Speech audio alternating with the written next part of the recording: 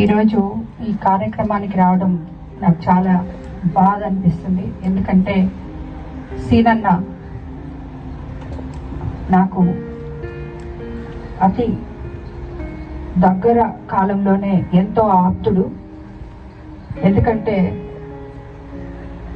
ఏదైనా నాకు తెలియంది ఉంటే వచ్చి చెప్పేవాడు. ఒకవేళ నేను అది కాదన్నా ఇది అంటే తగు వేసుకునేవాడు నాతో. అది కాదమ్మా నువ్వు ఇటు చేయాల్సిందే, నువ్వు ఇది చేయాల్సిందే అని చెప్పి నాతో మాట్లాడి మరీ పనులు చేయించుకునేవాడు. ఎప్పుడు కూడా ఆయన నా దగ్గరకు వచ్చాడు అంటే ఏదో ఒక రైతు సమస్యతోనే వచ్చేవాడు. నాకు రాజకీయాల పట్ల నేను చాలా కొత్త, అంత అవగాహన లేదు కాబట్టి ఆయన ఎన్నో సూచనలు ఇచ్చేవాడు. మండలం గురించి కానీ, రైతుల గురించి కానీ, రైతు సోదరులకి ఏం కష్టమున్నా కూడా ఆయన ఎన్నోసార్లు వచ్చి ప్రతిసారి ఎరువుల దగ్గర నుంచి, విత్తనాల దగ్గర నుంచి, కాలువల దగ్గర నుంచి ప్రతి ఒక్కటి ఆయన సలహాతో చేసింది ఈ విడవలూరు మండలంలో మొత్తం. వారం రోజుల ముందు కూడా వచ్చి నా దగ్గర వచ్చి కూర్చొని, నేను ఆ రోజు అడిగాను, మామూలుగా చాలా లీజర్గా ఉన్నాము, కొంచెం ఎక్కువ కూర్చొని ఉన్నాము, ఎవరు మనుషులు లేకుండా.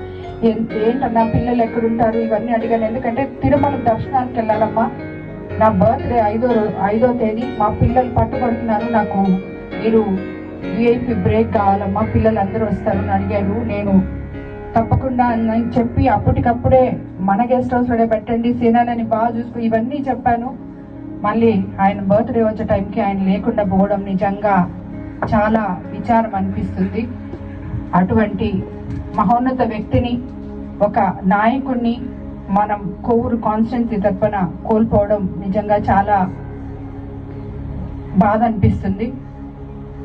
అలాంటి నాయకుడు మళ్ళీ ఉండడేమో అనిపిస్తుంది.